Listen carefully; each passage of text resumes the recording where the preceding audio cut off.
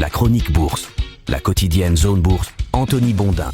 Bonjour et bienvenue dans ce point de marché Zone Bourse. Nous sommes le vendredi 17 juillet 2026 et ce matin, ça s'appelle sale semaine pour les valeurs préférées du marché. Il y a quelques semaines, le secteur des semi-conducteurs pouvait se targuer de faire à peu près 8 pas en avant pour un seul pas en arrière en bourse. Et actuellement, c'est plutôt un pas en avant, 2 pas en arrière. Les optimistes appellent ça une saine consolidation et les pessimistes considèrent plutôt que c'est le début d'une sévère correction. En réalité, il y a déjà eu une belle purge, l'indice Kospi coréen qui est le baromètre de la libido des investisseurs pour l'IA a une sale gueule, il faut le dire. Il est monté à 9114 points le 18 juin dernier. Un mois plus tard, il s'apprête à clôturer autour de 6800 points. Ça fait quand même moins 25% en 4 semaines. Alors certes, son bilan 2026, plus 55% malgré le plongeon, continue à faire des envieux, mais quand même, il se passe quelque chose et ça pose la question pour la suite. Autre illustration, Kioxia, la star japonaise des puces mémoire, qui était une ex-filiale de Toshiba et qui a fait son retour en bourse fin décembre 2024, la société était devenue la première capitalisation japonaise mi-juin dernier et depuis, elle a perdu tout simplement la moitié de sa valeur. Bon alors malgré ça, le titre est quand même quintuplé depuis le début de l'année, mais comme pour le Kospi, les performances passées ne garantissent pas la performance future. La passe est en tout cas très difficile pour le secteur. Et comme les semi-conducteurs agissent actuellement comme des faiseurs de tendance en bourse, un peu comme le quintet Apple, Amazon, Alphabet, Microsoft et Meta en son temps, la méforme pèse sur le moral des troupes. Ce qui pose problème, c'est le sentiment de fuite en avant de l'écosystème. Il faut dépenser à tout prix pour ne pas rater la révolution en cours sans trop se préoccuper du retour sur investissement. On fera les comptes plus tard. Mais le marché, lui, il a quand même quelques fondamentaux, notamment celui de valoriser une certaine visibilité sur qui va gagner ou perdre à la fin. Et quand tout est trop flou, ça coince. Les gagnants évidents de court et de moyen terme, on les connaît, comme l'industrie des semi-conducteurs, et ces titres ont déjà un petit peu fait le plein. Les investisseurs commencent donc à se projeter sur l'après-pic de demande en ayant un petit peu de mal à savoir qui va en profiter à coup sûr. À cela s'ajoutent quelques mauvaises nouvelles de début d'été,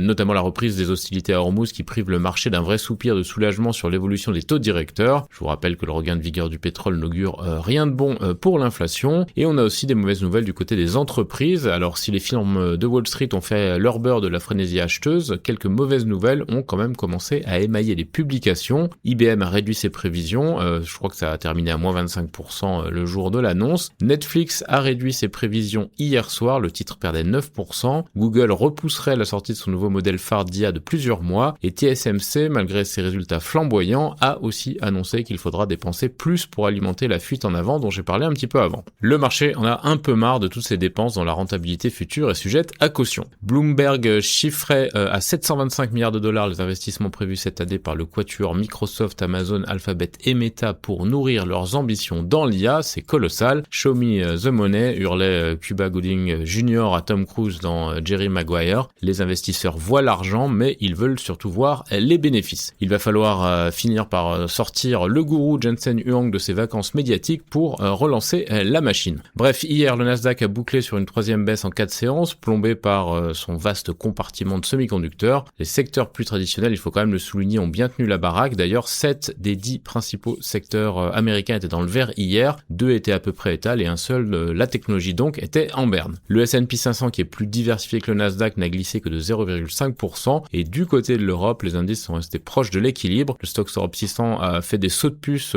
toute la semaine et reste au contact de son record. Et oui, parfois, l'absence d'un énorme contingent de valeurs technologiques a aussi du bon. La dernière séance de la semaine, qui est aussi celle de la compensation de juillet, puisqu'on est le 3e vendredi du mois, sera dominée par les résultats d'entreprise car le calendrier macro est assez léger. On aura quand même l'inflation européenne du mois de juin, mais on avait déjà le chiffre préliminaire. Donc après la déception Netflix, il y aura ce matin beaucoup d'entreprises scandinaves et un acteur du luxe Burberry avant 3 financières aux États-Unis à la mi-journée. Les financiers surveillent aussi le yen actuellement qui navigue sur ses planchers de 40 ans malgré les rumeurs d'intervention de soutien de la Banque du Japon. Côté Asie-Pacifique, la fin de semaine est donc teintée de rouge vif. Le Japon chute de 3,5%, la Corée du Sud et Taïwan perdent environ 6%. L'Inde, comme souvent, est le seul marché à à contre-courant avec une hausse de 0,7%, mais globalement, c'est vraiment bien rouge. L'indice régional MSCI AC Asie-Pacifique perd 3%. L'Europe est ainsi attendue en baisse ce matin. Pour terminer cette première partie, mon équipe et moi tenions à vous remercier pour avoir sélectionné Zone Bourse comme source préférée sur Google. Vous étiez tellement nombreux, on ne s'y attendait pas vraiment, ça fait plutôt chaud au cœur. Donc si vous ne l'avez pas encore fait, n'hésitez pas, ça nous aide à rester au top dans un paysage médiatique qui fait un peu la tronche actuellement. Côté actu des sociétés en France, Dassault Systèmes serait en discussion pour racheter Harris Global, un spécialiste des logiciels d'essais cliniques pour 2 milliards de dollars, c'est une information du FT. Le groupe Carso de Carlos Slim rachète la participation de Total Energy dans un bloc offshore au Mexique. Hermès inaugure un nouveau magasin dans un centre commercial américain. Vinci a enregistré une baisse du trafic passager au T2. Aéroport de Paris, de son côté, revoit en baisse sa prévision annuelle de trafic à Paris. Amundi réalisera une plus-value de 300 millions d'euros en cédant ses titres SBI Funds Management qui est entré en bourse en Inde. DBV a réduit sa perte nette au T2. Lumibird négocie la cession de sa division médicale. Fitch a confirmé la notation de Kaufman & Broad et Walix a confirmé ses objectifs 2026. Ailleurs en Europe, Novartis a reçu le feu vert de la FDA pour un traitement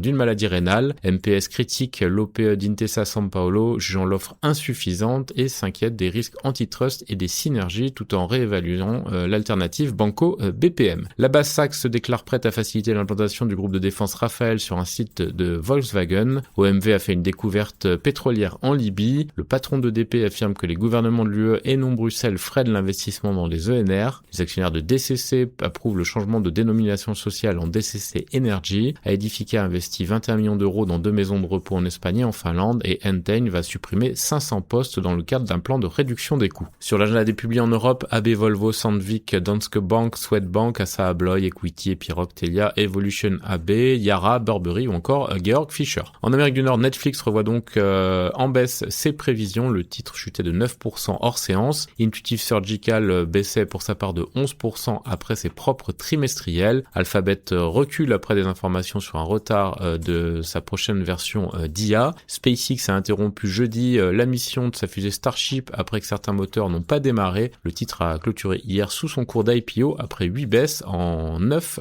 séances. Micron sécurise ses ventes avec de nouveaux accords d'approvisionnement long terme dans l'automobile. Coca-Cola a suspendu la production de Fairlife aux États-Unis suite à une cyberattaque.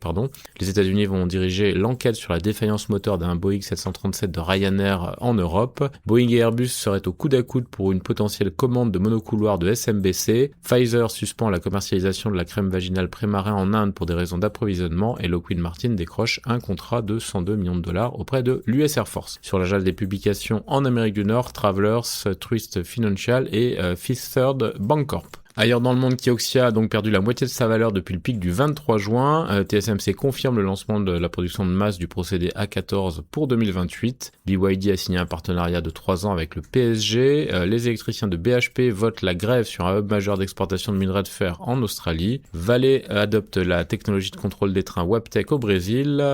Honda met fin à la commercialisation de son dernier modèle électrique aux États-Unis. Seven & I confirme des discussions pour une prise de participation dans le polonais Zapka. Impex lance les travaux d'un énorme projet GNL en Indonésie et l'IPO de SBI Funds Management a été très largement sursouscrite en Inde. C'est terminé pour ce dernier point de marché de la semaine. Très bonne journée, excellent week-end à toutes et à tous.